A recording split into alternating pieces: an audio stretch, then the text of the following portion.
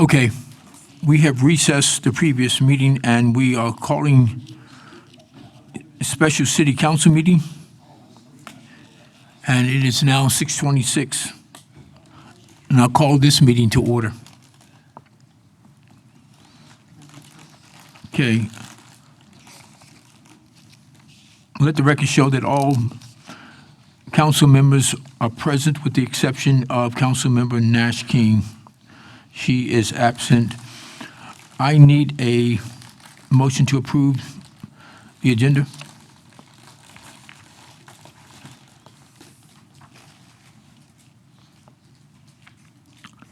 Councilmember Kimball? Motion to approve. Councilmember Kendricks? Second. All in favor, signify by saying yes. All Yes. opposed? No.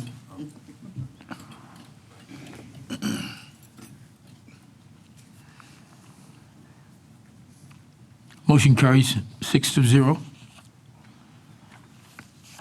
It is now time for citizens' comments. Citizens will have 3 minutes to speak. There are no citizen comments. We have one public hearing item after we have remarks from staff. Okay?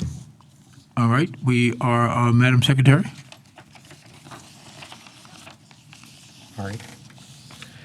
PH 26017, hold a public hearing to receive citizen input on the citizen comment and participation process and open a 30-day comment period from June 22nd to July 28th, 2026, to receive citizen comment regarding the proposed activities under the program year PY 2026-27 Annual Action Plan, describing the use of Community Development Block Grant, CDBG, Home Investment Partnerships, HOME, and Home American Rescue Plan, HOME ARP, program funds, first of 2 public hearings.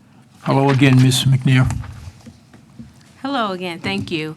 So I just want to be clear that this public hearing is only to discuss the proposed comment period. We're not here this evening to talk about the CDAC recommendations, but I will talk about the grant and the proposal process. So as an entitlement community, the city of Killeen is awarded funding from HUD through the block grant, Community Development Block Grant, also known as CDBG, and Home Investment Partnerships Act, also known as HOME. And in 2021, the city received a one-time award of HOME ARP funds. CDBG activities must meet a national objective. Home activities must be used for affordable housing initiatives. Home ARP activities include supportive services, acquisition and development of non-congregate shelter, development of affordable housing, and tenant-based rental assistance. What's unique with Home ARP is even though it is designed for low to moderate income households, they have 4 qualified populations that must be targeted for this money, and they are listed here: homeless, at risk of homelessness, fleeing or attempting to flee, domestic violence, dating violence, sexual assault, stalking, or human trafficking. Other populations we're providing supportive services or assistance to prevent homelessness. So that is to get into a space where those that are maybe at risk of homelessness through an eviction process, they can be a qualified population for this. And then also veterans and families that include a veteran that meet one of the criteria. So the citizen participation and survey, according to our citizen participation plan, a citizen comment period of no less than 30 days is required prior to the submission of the draft annual action plan. Comments received on the draft will be included into the final submission to HUD. The city holds community planning meetings and public hearings to receive input from the community. Additionally, a public survey is open to gather citizen input on community needs. This year, we did actually see more respondents to our survey. We had 99 respondents as opposed to last year. We were just shy of 50. I do give big compliments and thanks to the communications department who really worked with us to get that survey out there. The survey was available from February 11th to March 4th, and the detailed results are available on our website. So this is just a timeline. We started in February with the community planning meetings. It takes us through March, April, May, up until today, where we are here to discuss the public comment period, proposed public comment period, and then we'll be back in July for detailed discussion on the recommendations and potential adoption of those recommendations by council. So we received 9 applications in the public service category. 8 were recommended funding. 1 rescinded their application after recommendation for funding. For CDBG, including housing, infrastructure, code enforcement, we received, and that's also Parks and Recs, 5 applications were received, 4 were recommended funding, and we have 1 forward funding commitment for code enforcement officers. And for the sake of informing our new council members, our forward commitment is when CDAC votes to award funds in that year, but also votes to award funds in the next 2-3 years. And so that's the forward commitment that we have there, and that's for code enforcement officers only at this time. Home, we received 4 applications, 1 recommended funding, and 2 home ARP and 2 recommended funding there.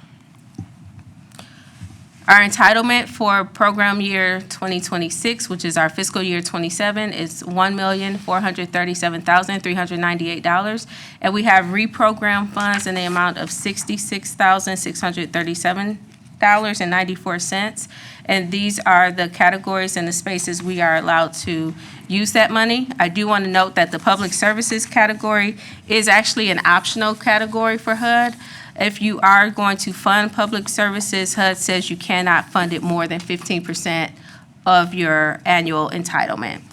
And that doesn't roll over from one year to the next. It's just 15% of that year's annual entitlement. And these amounts here, they do include the $126,446 for the forward commitment for those code enforcement officers. For home, here are our set aside, 75% towards activities, 15%, which is required. There's no going below that for HUD, for the CHOTO set aside, and then the admin is 10%. And our entitlement for FY 27 or program year 26 is $585,207.77. Both of these entitlements did see an increase from last year to this year. And our home ARP was the one-time fund in 2021, and these are our funding categories spread out here. And we have had 2 amendments. One was because we had additional about $1,900 come in from HUD, and that was something we just did an administrative amendment. And then the second was we moved money from the supportive services category to the tenant-based rental assistance category. So the comment period allows for additional input from the community on the proposed action plan and the proposed uses of the CDBG home and home ARP grants. Our comment period is open from June 22nd through July 28th, or will be. We're proposing that anyway.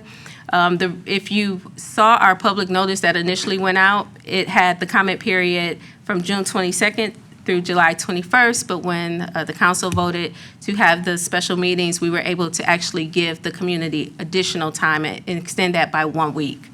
So comments may be submitted via public hearings in writing, including email, and the email is communitydevelopment@killeentexas.gov. The draft action plan will be available at 5 city facilities, Killeen City Hall with the city secretary's office, both libraries, the Community Development Department, and Lions Club Park Senior Center, and we will also have it available online.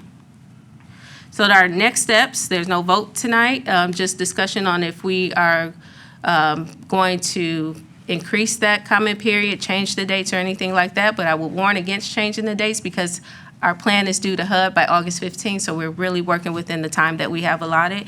But July 28th, we'll have our public hearing and conclude our citizen comment period. The council will vote to accept, reject, or modify the funding recommendations. And then August 15th, if the funding awards are approved through the council's ordinance, we will submit our annual action plan to HUD. And then on October 1st is when the program year starts, and we will have executed all of our agreements, and we will be rocking and rolling for PY26, FY27. Thank you. Thank you. Are there any questions from the council? Comments? There's no questions or comments. You do, Mayor Pro Tem? Thank you. Thank you. Ms. McNair, can you just touch on or explain what the acquisition and development of the non-congregate shelters is, the 500,000 or 28%? Can you explain what that is? So with the home art money, traditional shelters are congregate shelters, meaning it's one big open space, a communal restroom, communal kitchens, and you have one entry, one exit. So this money came into be because of the pandemic. And so HUD wanted to see more development of non-congregate shelters, meaning there's a room, more like a single occupancy type situation or a studio apartment where the individual or the household will have their own bathroom, their own kitchen, and their own access. It's in case we ever see a pandemic, which I hope we don't, that people will be able to be safe and healthy and have a place to go and I forget what they used to do when you were sick. You had to go and be alone, quarantine. Thank you. Thank you very much.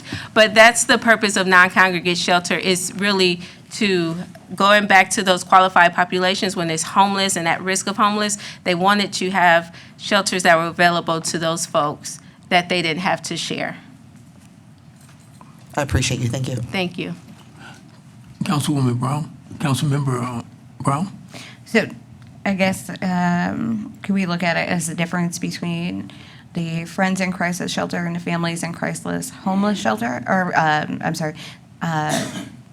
Women's Shelter?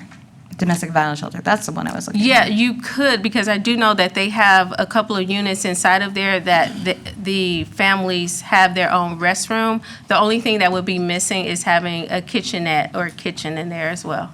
Okay. So for me, I think that's a good visual for people to try to understand that difference. Yeah. Thank you. Are there any other questions? There's no other questions? Thank you. Thank you. At this time, we're going to hold the public hearing, and public hearing is now open. I have one person signed up, Ana Luisa Carrillo Tapia. Good afternoon, sir. Good evening, sir. I'm sorry. My apologies, ma'am. No worries, sir. Good afternoon, Mayor, Good afternoon, City ma'am. Council. I am Ana Luisa Carrillo Tapia. I am the representative for the League of United Latin American Citizens. I'm standing before you while you're talking about spending money for the city. It's always a good time to talk about health and safety of our families, family members.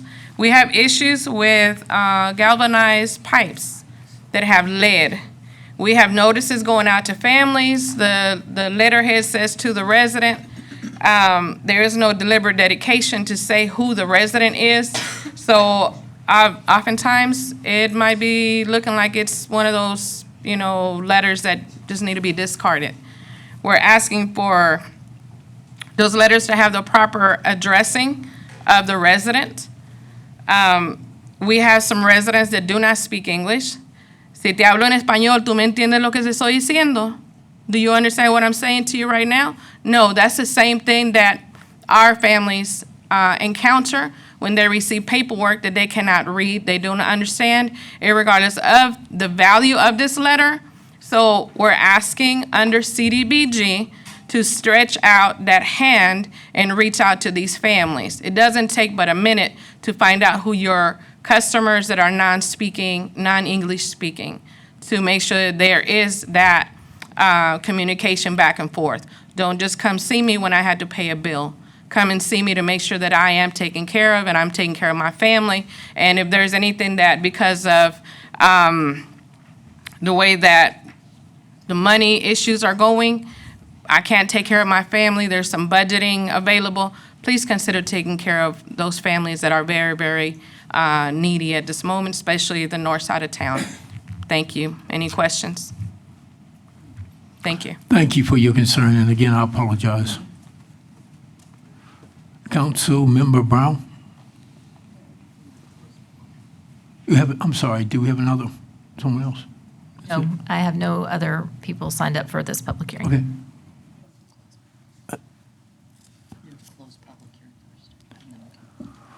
Okay, we'll close public hearing. Councilmember Brown. Just a couple questions based on what the speaker had to say. And I'm going to try to walk our line because I know the instruction you gave us about what we're talking about today. So if somebody, if LULAC wanted to submit written comment regarding recommendations to put money somewhere out of the HUD appropriated grants into assisting those families on the north side of Colleen that have received the galvanized water notices, would that go under home ARP? What entitlement would be best for that to go under? That would ideally be best for the block grant.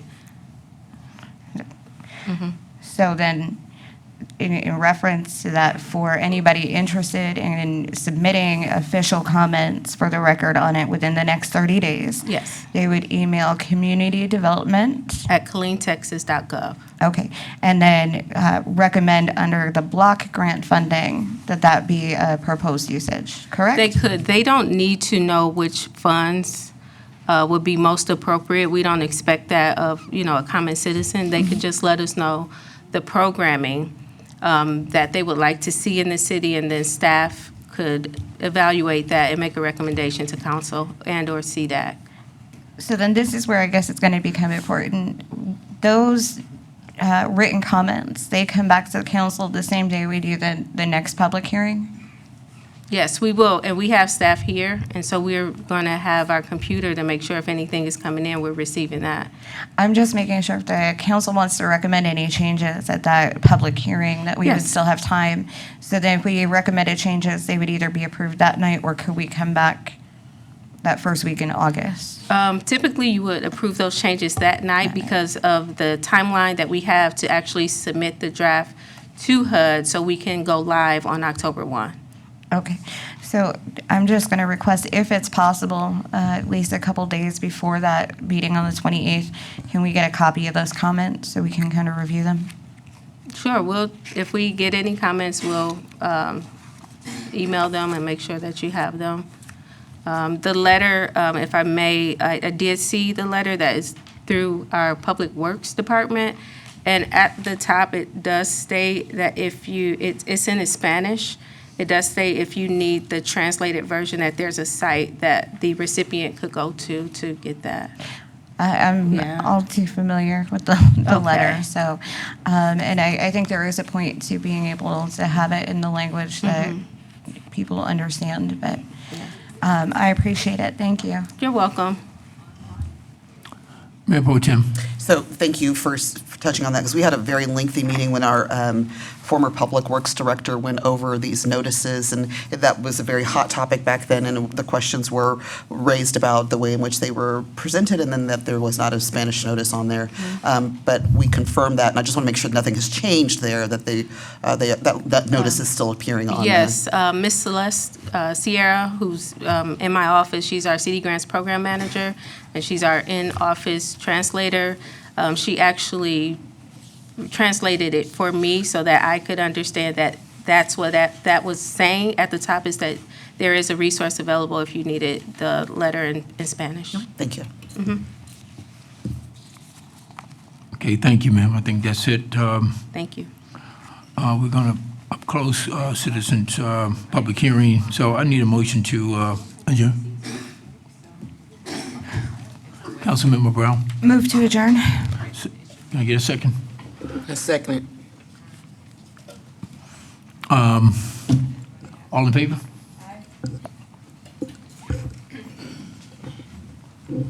Okay. Meeting is adjourned.